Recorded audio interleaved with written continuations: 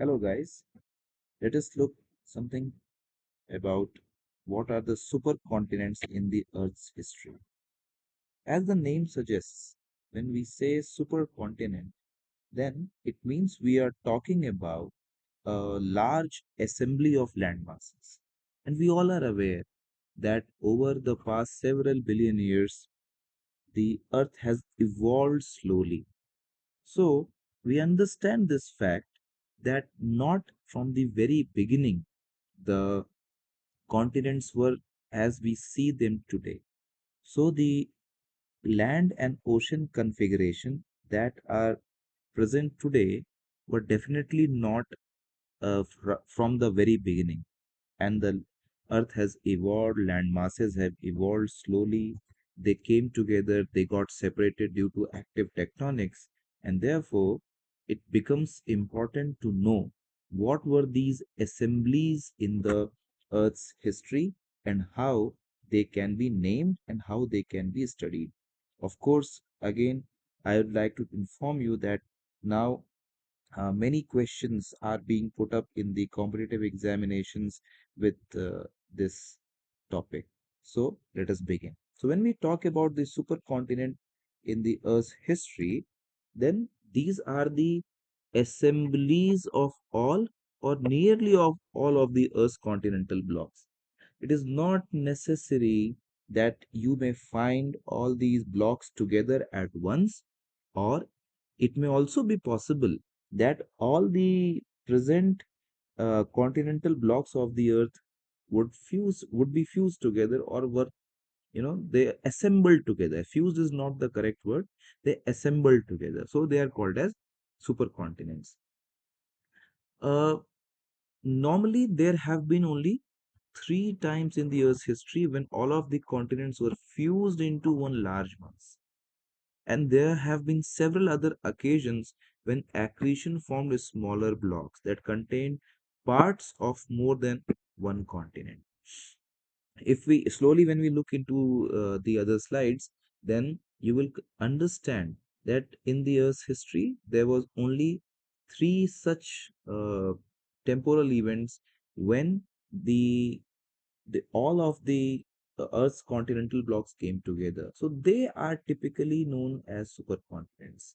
Other than that, there are several of these assemblies where one or more than one continental part were together. Now, when we look at all these features, then we should know something about what is shield, what are cratons, what are orogenic belts, what is a mobile belt, and I have already discussed in detail about all these terms in my previous videos, so I would urge you to have a look at those. Now, if we look at the shields of the earth, this is a very beautiful map wherein from the on the left hand side you can see the color coding of the shields, and then the blue color of the sea floor tells you about three phases from Cretaceous onwards, how they expanded and all. Now if you look at it, there are a few major shields on the earth: the Canadian shield, the Guiana shield, the Amazonian shield, which is also known as the Brazilian shield, the Placian shield, then African Ethiopian shield, African Nubian shield, Baltic shield, which is also called as Fennoscandian shield, Angaran shield, Sino-Korean shield, Indian shield, and Australian shield. And there is one more shield, which is the Antarctic shield, which is not given in this map. So, what is this shield? Shield is a larger area which consists of the stable central part of the cratons, and the cratons generally consist of the granitic composition rocks, which are which are either unmetamorphosed or maybe very slightly metamorphosed to a low grade rock, implying a shallow crystal emplacement. uh, these are those blocks which have been stable for almost 1 billion years. That is why we call them cratons and shields. You all know about that. Now let us come to the supercontinents. So this is a paper which I read from Rogers and Santosh. It is in Gondwana Research. It's a wonderful review paper. You all should read it. Rogers and Santosh. It was published in the year 2003 in Gondwana Research. They gave a very beautiful summary of all of these supercontinents. So we will come to this table time and again, but you may pause this video here and you may learn what land masses constituted these supercontinents and other continental assemblies as well as their ages. Is very important. Then only you will understand how the age of all these supercontinents and continental assemblies has evolved. Now, this is Pangea. If we look at this whole configuration of Pangea, then more or less we can make out what are the continents uh, we see today, how they were fused together. Now, we know that the Pangea was an amalgamation of the Gondwana and Laurasia. So, if we try to divide it by a line, this is the northern part, this is the Laurasia, the southern part is the Gondwana land. And this is important. This is the largest supercontinent wherein all the land masses were fused together. So if you pay attention over here in Laurasia, you can see North America, Greenland, then Iceland, UK, and the entire Eurasia. While in the Gondwana land, you all are aware that it consists of South America, Africa, India, Madagascar, Antarctica, and Australia. All these names or the abbreviations are written in this figure legend. You can look from over there. We'll come back to Pangea, but remember that this Pangea was the largest supercontinent, and the beauty of this diagram is here you can see the ages. If you pay attention here closely, more than 3 billion years old landmass, there are only few locations left today, which is Ka, that is Kapaval, Madagascar, Dharwar, Bastar, Singhum, then in Antarctica, that is Western Drowning Maudland, Napier, Westfold, and in Australia, that is Pilbara. Why Why is Indian Archean geology so important? Because the major cratons of the peninsular India that we see today, that is the Dharwar, Bastar, and Singhbhum, they constitute some of the oldest land masses in the Earth's history. That is more than 3 billion years old. We will come to it slowly. Then thereafter you can see 2.5 billion years, Bundelkhand, Aravali, then at other places in the world. So this diagram, if you can learn to make, the very simple diagram this is. You know how to make Gondwana land, you know how to make Laurasia. Simply remember name of a few cratons which are there in these locations, and then you can easily mark out. So all these locations in this map which are given, they are basically the cratons. I'm not asking you to remember all of them, but yes, a few you may easily memorize. So the first continental assembly, I won't call it a supercontinent, the first continental assembly was Ur. It was at least 3 billion years or 3000 million years.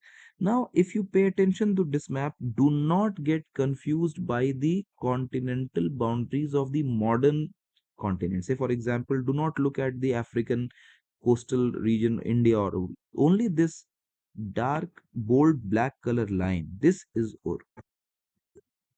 So, Ur consisted of Kappawal, Drowning Maudland, Western Dharwar, Eastern Dharwar, Napier, Bhandara Craton or Bastar Craton as we call it, Singhbhum Craton, Westfold, and Pilbara Craton. So 1, 2, 3, 4, 5, 6, 7, 8, and 9. So originally Ur consisted of 9 blocks, 9 blocks, which were at least 3 billion years old. And of those 9 blocks, 4 were in India. This makes Indian Archean stratigraphy so important. People later kind of did more research and then they found expanded Ur. This broken line is expanded Ur, which consisted of Zimbabwe. It consisted of parts of Madagascar, then this uh, Yilgarn Craton of Australia. So only this much is what is the kind of oldest continental assembly. And slowly more accretion happened and it moved ahead. But you should understand the importance of the Dharwar, Bastar, and Singhbum cratons, that they are remnants of parts of the oldest continental assembly. Next was the Arctica and Kenorland. So if we look here, then uh, you can go back time and again to uh, uh, the first diagram of Pangea just to know what these uh, symbols mean. Say, for example, AL, it is Alden. Then this is Angara. Then we have uh, other other cratons in the North America and the Arctic region. So they are together known as the Arctica and Kenorland, and the age is given to be 2.5 billion years. This is North Atlantic. Then we have the Ra is Ray. Then we have the uh, He and Sl. So Sl is the slave. All these are cratons which are 2.5 billion years old. Wy is Wyoming.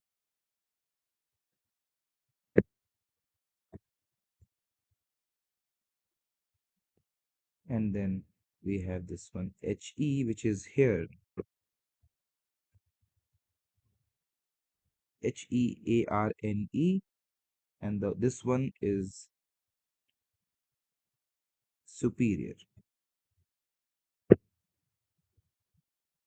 So all these continental blocks, they together comprise Arctica and Kenorland. Again, this was a continental assembly, and this red, green, and the bold black lines only, they are the Arctica. But yes, they slowly accreted to form parts of the North American continent.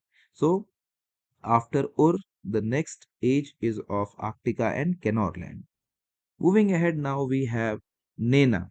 Nena means we are now talking about the Northern Europe and Northern America. Okay, so this is this acronym from Northern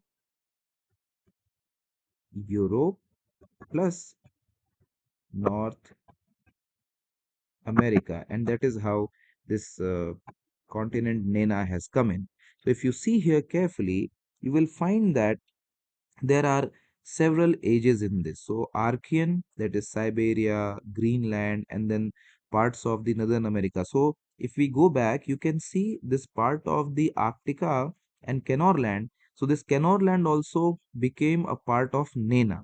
Now, in the Nena supercontinent or Nena continental assembly, which is 2 billion years old, you will find that the Archean rocks are present in Siberia, Greenland, and part of Kenorland, while Baltica, it is early Proterozoic, and then you have rocks which represent the mostly more than 1.5, and then younger than 1.5 billion years old. But then you can see that overall this is an assembly which was 2 billion years old, consisting of parts of Kenorland as well as the new rocks got added to it.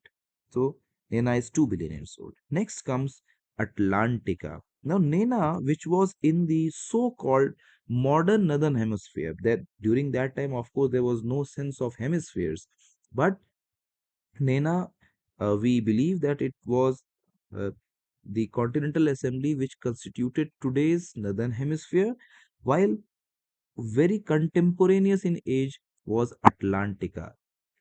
I hope you can understand the why we call it Atlantica. You can see this is the Atlantic Ocean, which later got opened. So if we look at this Atlantica continental assembly, we can understand here that GU is Guyana. Then we have BR Brazil, Sao Francisco. Then we have Rio de la Plata. So I'll just write the names. Guyana, Guyana, Brazil. SF is Sao Francisco.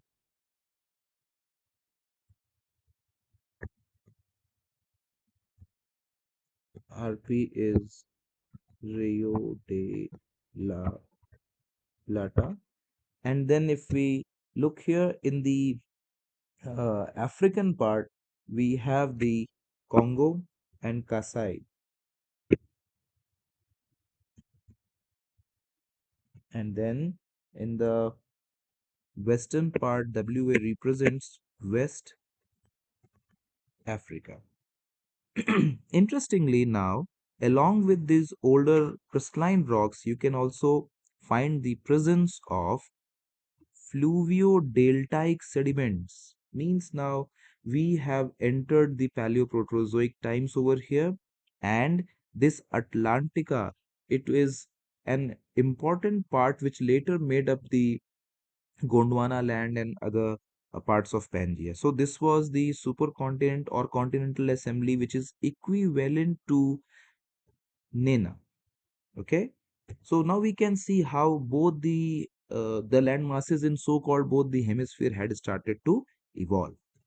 Next comes the Columbia. This is the first major supercontinent. Okay, Columbia. We can call it the supercontinent. Age 1.8 to 1.5, and now you can see here how you this the eastern part of South America, because in this Atlantica you can find that they constituted the eastern part of South America and western part of Africa. So this particular assembly was the Atlantica Continental Assembly. Atlantica. The one which is you can see here, this previous one, this was the Ur, and this assembly over here, we saw this assembly where we saw it in Arctica and Kenorland. So this is Arctica plus Kenorland. So during this Columbian time, during the Columbian orogeny time, when all these came together, you can see this was the first supercontinent, which was an amalgamation of fusing of the of the three continental assembly masses that were the Arctica and Kenorland, Ur, and Atlantica. And all these they came together, and you can see how active tectonics brought them together. You can see the evidences of subduction in this map. So this is what is called as, so in the very beginning I told you that there were three instances of uh, supercontinents when the supercontinents were formed. So this was the first time. So Colombia is an assembly of Arctica, Kenorland, Ur, and Atlantica, Ur being the oldest one. Okay. Now next one is Rodinia. The next supercontinent is Rodinia.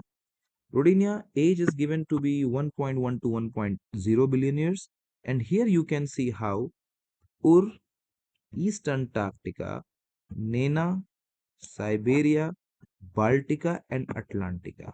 They all came together. So Rodinia was another important supercontinent.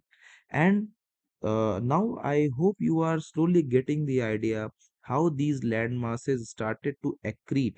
And therefore, when we look at the case of India, we now know that even the peninsular India was not formed in one part. There are three, four instances when all the blocks came together and then they became what we call as India, the peninsular part of India. So Rodinia was the next supercontinent which had these land masses consisting of Ur, East Antarctica, Siberia, Nena, Baltica, and Atlantica. Now we come to the most one of the most famous supercontinental assembly that or the continental landmass, not supercontinent, continental landmass, let's call it. This is the Gondwana. I have already dealt in detail with the Gondwana in one of my previous lectures, and you can understand here that Gondwana, which was an assembly of South America, Africa, India, Madagascar, Antarctica, and Australia. So this Mozambique belt, it separated the Western Gondwana from Eastern Gondwana, and we believe this. And the rocks of this the Eastern Gondwana, they are older than the Western Gondwana assembly, because the Western Gondwana assembly was what we saw as Atlantica, while the Eastern Gondwana assembly was kind of more or less of this the remnant of Ur. So when they all fused together, these land masses fused together, they gave us the Gondwana, or the Gondwana land as we call it.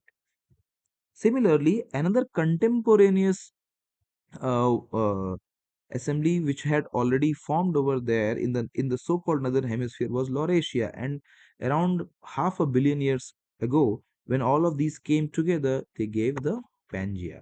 So basically, Pangea, which is an amalgamation of the Gondwana land and Laurasia, and you have now understood how previously the slowly accreting continental assemblies led to the formation of such supercontinent. So after Colombia, Rodinia, this the Pangea is another supercontinent. So these are the three instances where the supercontinents were formed. The oldest being the Columbia supercontinent, followed by Rodinia supercontinent, and then the Pangea supercontinent. And then we know that the active divergent tectonics pushed all these blocks away from each other. Sometimes they came together, then oceans opened up, and then we get the modern configuration. So the very large supercontinental assemblies developed three times in the Earth's history, the oldest being Columbia, followed by Rodinia, and then Gondwana land and Laurasia formed Pangea. So you can see here that the ages have been given. Columbia 1.8 billion years, then Rodinia 1.1, then Gondwana and Laurasia kind of they were contemporaneous at zero point 0.5, which fused together at around 250 million years. So this age, let me correct it. This age will be 0.25. Okay, they got fused together by it got formed by fusing up of Laurasia and Gondwana land. So these supercontinents, they contained the large assemblies of cratons which developed at around 3000 MA, that is or 2500 Arctica, and 2000 MA Atlantica. What I'll suggest you to remember these 4 5 names, remember their constituent cratons, and try practicing these diagrams, because they can form a very good answer in your GSI mains examination if it is asked. And of course, yes, several questions can be formed for the GSI prelim examination on this basis. I hope you understood it. If there are any questions, please let me know in the comment section. Thank you.